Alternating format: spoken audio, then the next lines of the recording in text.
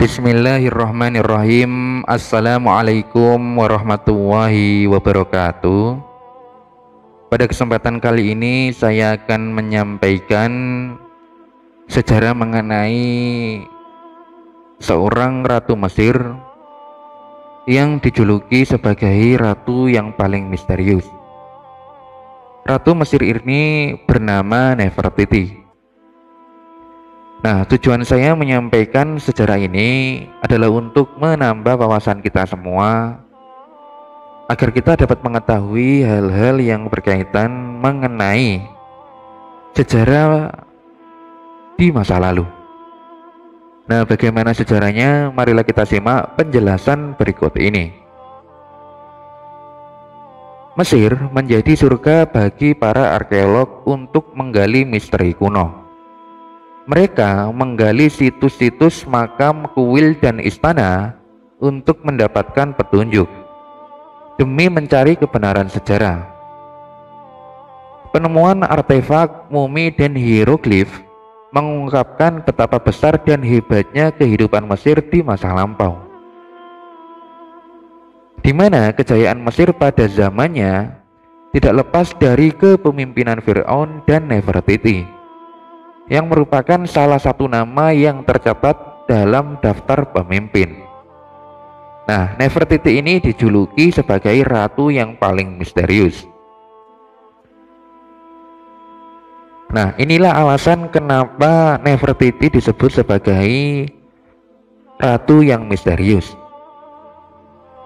Dikatakan bahwasanya Nefertiti ini bukanlah seorang putri raja, di mana Nefertiti ini menikahi saudara kandungnya, yang mana ketika itu menikahi saudara kandungnya adalah hal yang lazim yang terjadi di zaman Mesir kuno. Nah, Nefertiti ini menikahi Akhenaten yang bukan saudara kandungnya dan menjadi ratu Mesir. Penulisan namanya dalam hieroglif juga tidak menunjukkan gelar anak raja. Banyak teori mengenai latar belakang Nefertiti. Beberapa pendapat mengatakan bahwa ia masih memiliki relasi dengan keluarga kerajaan, dan ia disebut-sebut sebagai sepupu Akhenaten dari pihak ibu. Ada juga teori yang mengatakan bahwa ia kemungkinan anak atau keponakan dari pejabat kerajaan bernama Ai. Dan teori lainnya bahwasanya dia lahir di negara asing, kemungkinan besar di wilayah Syria.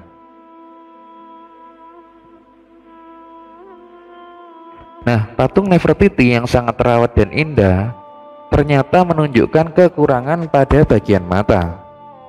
Dilansir dari Stalis Museum Zoo Berlin, saat patung ditemukan, pupil mata kiri Nefertiti terlihat menghilang dan soket matanya kosong.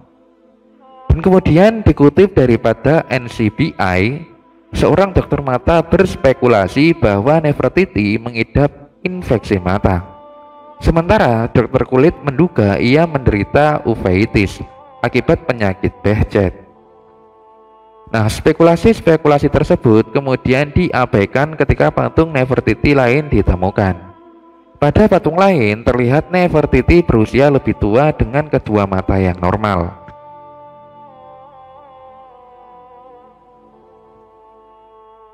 Teori lain juga mengatakan bahwa seniman pembuat patung tersebut sengaja membiarkan satu mata tidak dilukis. Nah, Thutmose yang sengaja membuat patung-patung bagi Akhenaten dianggap memahami keindahan dari ketidaksempurnaan, sehingga dengan sengaja membiarkan mata kiri patung tersebut tidak dilukis.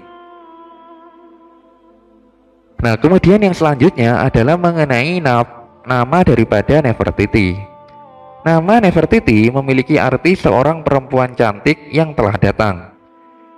Tidak hanya memiliki nama yang memuji, Nefertiti juga memiliki gelar lain sebagai permaisuri agung.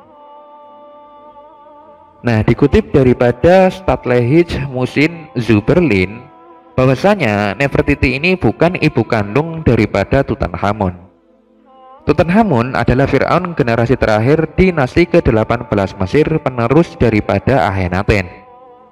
Ia anak dari Fir'aun Akhenaten dari adik kandungnya. Dengan kata lain, ayah dari ibu Tutankhamun bersaudara kandung. Nah, perkawinan saudara kandung adalah hal yang lazim pada zaman itu.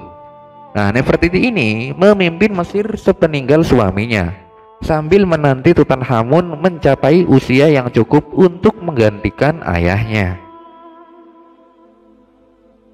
Nah, perkawinan Nefertiti dan Akhenaten dikaruniai 6 orang anak perempuan.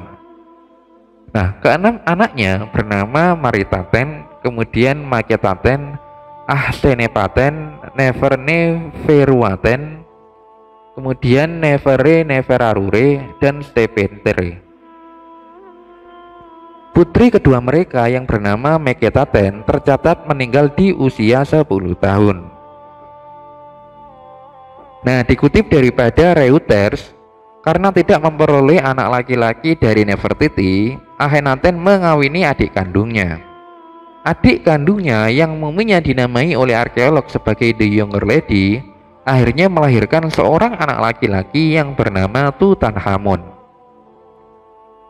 Nah, Ahsenepaten yang juga dikenal dengan nama Ahsenenamun kemudian menikahi Tutankhamun yang merupakan saudara tirinya dan menjadi Ratu Mesir.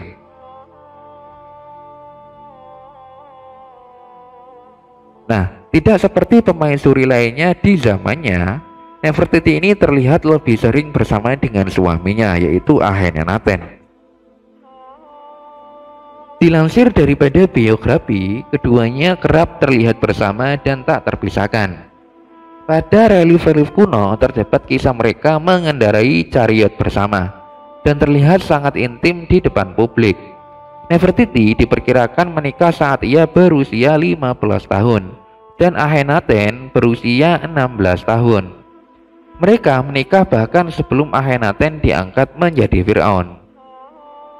Nah, kemudian dilansir daripada World History Encyclopedia, dalam puisinya, Akhenaten mengatakan bahwa ia sangat mencintai istrinya. Bahkan ia juga menuliskan bahwa kecantikan Nefertiti sangat legendaris. Akhenaten yang dulunya bernama Amenhotep yang keempat menganggap bahwasanya istrinya memiliki posisi yang setara dengannya atas revolusi agama yang dilakukannya. Hal ini ditunjukkannya dengan menggabungkan segel raja miliknya dengan Nefertiti. Hingga saat ini keberadaan makam dan mumi daripada Nefertiti belum ditemukan. Peninggalan yang menjadi ikon Nefertiti adalah patung wajahnya, di mana patung tersebut ditemukan pada tahun 1912 oleh seorang arkeolog Jerman bernama Ludwig Borchardt. Nah, patung ini memukau karena warna dan bentuknya yang indah.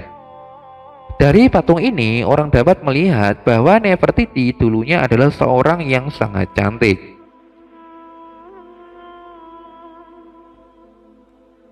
Nah, karena makam dan muminya belum ditemukan, masih tidak ada informasi yang jelas mengenai kematiannya. Kapan, di mana, dan apa penyebab kematian Nefertiti masih menjadi misteri.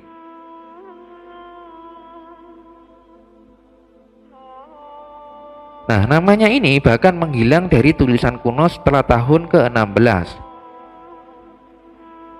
Hingga saat ini, arkeolog masih berusaha menemukan makam Nefertiti. Nah, demikianlah sejarah singkat mengenai Nefertiti yang merupakan Ratu Mesir yang dapat saya sampaikan. Semoga yang sedikit ini dapat menambah wawasan kita semua, karena tujuan saya menyampaikan sejarah ini tidak lain adalah untuk menambah wawasan kita semua. Wallahu a'lam bishawab, billahi taufik wal hidayah. Wassalamualaikum warahmatullahi wabarakatuh.